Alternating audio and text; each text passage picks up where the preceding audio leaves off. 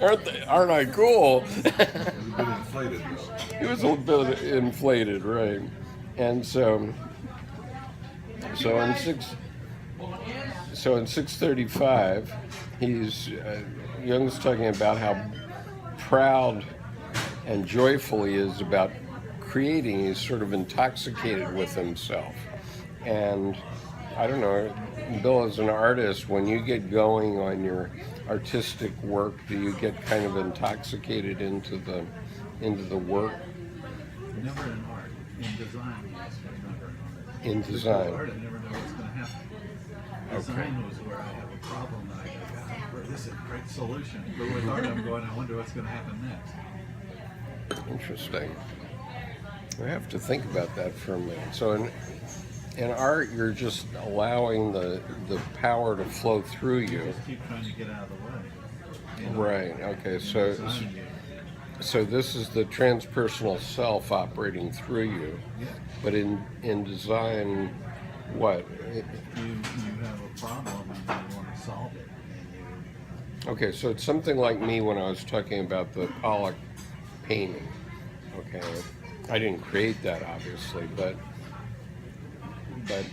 at the table, well, if you were, at the table when I had the aha moment, thanks to you, that's kind of what you're talking about, is it?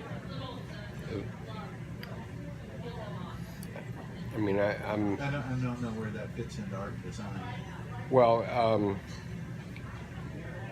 Because you saw the green and Yeah, I mean, I saw the image Okay, well, that's of the different. green, but I didn't connect with it for 20 years. Okay, I knew it affected me, but I didn't know why. And then all of a sudden, based on one little thing that you said, it made it flow for me. Okay, and that's definitely the transpersonal self operating, right? And and that's so many pieces of the transpersonal self, because it's Jackson Pollock doing a painting in 1954 and he's now dead, and me you were have on the receiving end of that, not the production end of it. So there is a right, difference. but I'm You could, I think, have that response to somebody's design as well as to their art. right. I mean, so, but is that the kind of response you mean to your own design? That you kind of get it, you kind of grok Do you it? remember that marriage painting? Yeah, Like I said, I didn't know for 3 days what it was. right. Now what I would do is I would work on an area and I would put something there to hold a place. I'd say, this seems like it's I kept thinking it was Persephone. And I said, well, this seems like this would go here because it's Persephone, but it never felt right. And then I'd wipe it out and I'd Right. say, well, I'll rethink that and I'll work on something else. And I keep going back and around until everything felt right. And then when it was done, I just went for 3 days and then I went, oh. So I didn't know what I was doing. Whereas with design, somebody says I need a logo. Oh, okay. I know what I'm doing. I'm going, this looks better than Joe's. What- This stuff's great, man. I'm fantastic. I am a designer. So I'll compare it around, but with artwork, you don't really compare it so much because it's how well does it present itself. It comes from Okay, within so itself. so with art, you're just flowing something through from the You're letting transpersonal self. something happen, like an Right. imagination, like a dream. Right. You know. But I had this funny experience also with these adult coloring books. Deb gave me a coloring book, and it was a coloring book with mandalas in it and stuff. It wasn't anything awesome as a coloring book, except for designs that were pre-done. So pre-done designs. All I have to do is fill in the colors, right?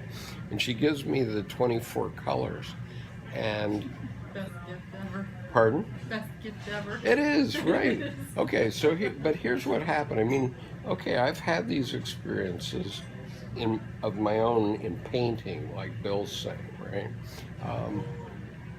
But I mean, here's a very restricted, a coloring book, for crying out loud, that you give to a 5-year-old, right?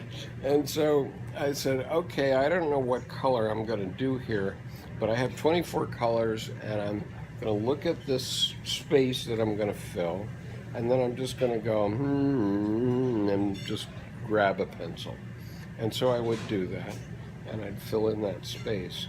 And I did that process for about an hour, and all of a sudden I just, boom, started to sob in the same way, in exactly the same way.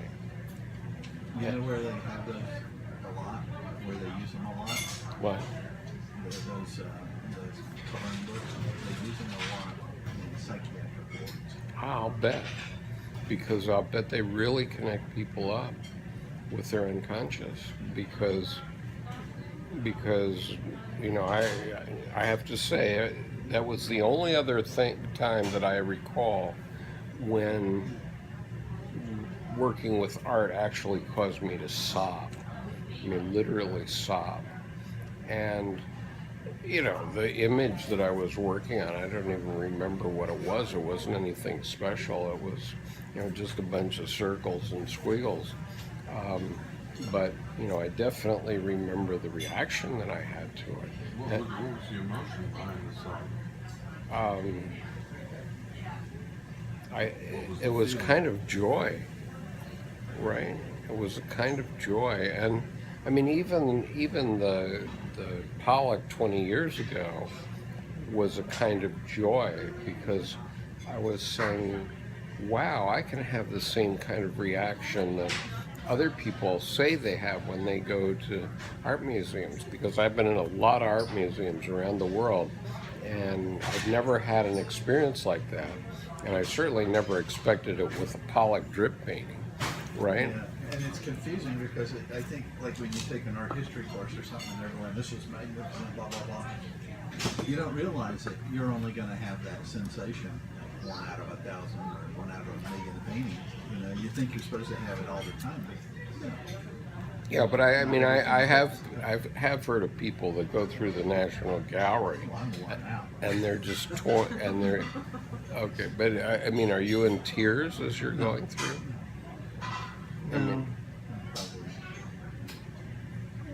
mean, I look at the National Gallery and I say, oh, that's interesting, oh, that's interesting.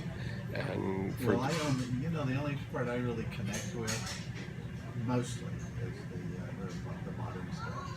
I look at the old stuff with the guys in armor and all that crap. I go, you know, yeah.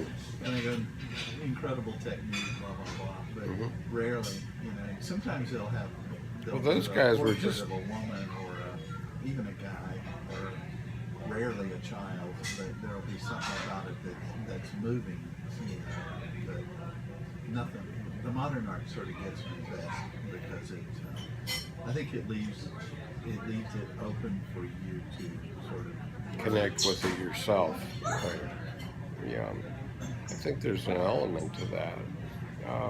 And it's also a surprise because, like the Pollock, they have a Pollock there, the one I said has a hand up in the right hand corner. And so I'll approach that like a perceptual thing. And I'll just sit there and look at it perceptually, and then I'll get it. You know, and it's like with the same thing with the Conover, you know, whatever his name.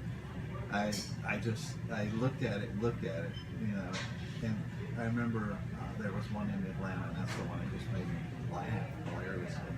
I realized that's incredible. Yeah.